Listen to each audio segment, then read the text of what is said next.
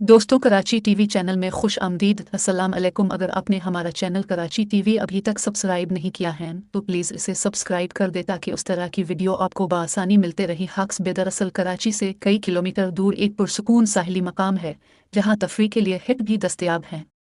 मकाम भी कई हिस्सों पर मुश्तमिल है जिनमें नीलम पॉइंट और पैराडाइज पॉइंट ज़्यादा मशहूर हैं।